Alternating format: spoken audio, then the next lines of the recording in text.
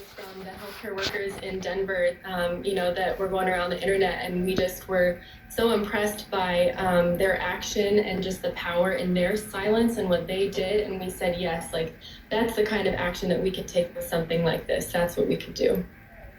What was your message?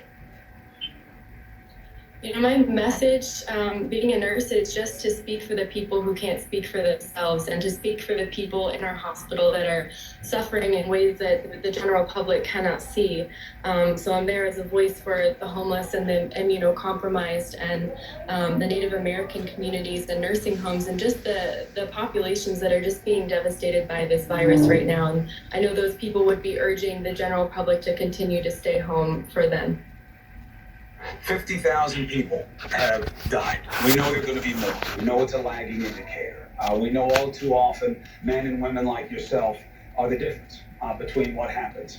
And hey, this is my freedom. And you're messing with my freedom, and it's been too long, and you're killing my business, and you're killing my job, and I should make these decisions for myself. I would just love to be able to take them into the hospital with me and to, put them in a pair of scrubs and to get them to see just the suffering that's going on in the hospital with these COVID patients that are isolated from their families and that are dying alone. I would never wish this on anyone, but if they could just see what it's like for somebody to have to pass away via FaceTime with their family because they're not allowed in the hospital building, it's just the most devastating thing you've ever seen. And, these people are coming out of medically induced comas after they're recovering from COVID, and learning that multiple family members of theirs have died since they've been in this medically induced coma. I would just love for these people to be able to see the perspective of my patients, and I hope it would change their minds. Somebody who has to do so much of this, what is the hardest part for you emotionally in what you're seeing and dealing with now?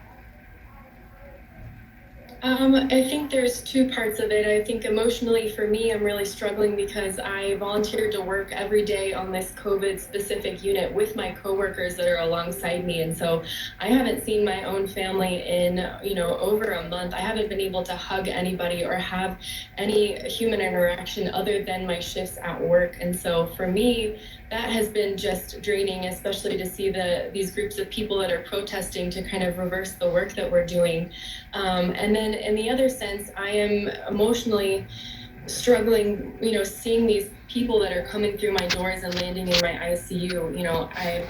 I've never been scared a day in my life as a nurse until we admitted sort of our patient zero, or our first patient on this COVID specific unit. And I had to run a code blue and do CPR on a patient my age. And it was the scariest thing I've ever had to do in my life. Such a combination of things, the unknown, that it was actually killing them, and that they looked like you? Yes, all of those things. And I think just that we had no idea what we were up against. I think initially we thought this was going to be specific to the elderly or young kids or something like that. But to see somebody come through the doors who looked like me, that was absolutely terrifying. Last question. And I know I'm not going to get an answer I like to this one, but it doesn't matter, and I'll figure it out anyway. What can we do for you guys at your hospital in Phoenix? What can we send to you? What would you guys like to help your spirits, to help you keep doing the job? Gosh, honestly, just to stay home and to follow I knew you were going to say that. I'm cutting you off, Lauren Leander. I knew that you were going to say to stay home. You guys always say that. But what do you need? What makes it easier for you to help the rest of us? Gosh, we've had such an outpouring of support. We actually have a donor list right now for people that are bringing in lunch for us every day. So we are very well fed, and we appreciate that so much. If anybody wanted to, make videos or reach out to us on social media accounts or send us direct videos to thank us or just wish us well, I think that would be more than enough. Done. I hope you understand how profound the impact is that you're having on your community and beyond.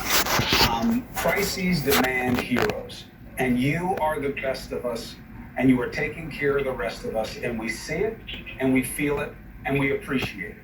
And I saw what was happening out there, and I saw how your eyes were blinking quickly, because it's not easy to have people say hot and angry things to you when all you're trying to do is make them see what compassion in action is like.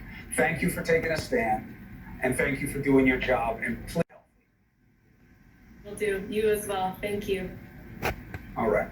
Lauren Leander, on her day off, 12-hour shifts with her coworkers, standing in silence. Why? Because they care.